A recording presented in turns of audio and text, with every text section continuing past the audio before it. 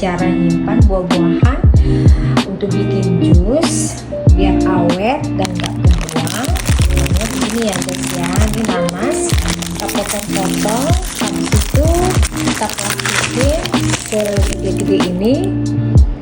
Nanti pas mau bikin jusnya dikeluarin dulu satu pagi sampai dia mencair, terus dimix sama strawberry atau blueberry.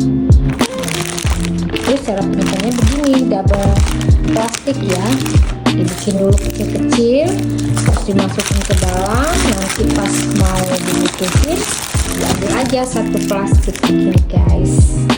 Oke, ini tipsnya biar buah-buahan tidak kebuang dengan percuma.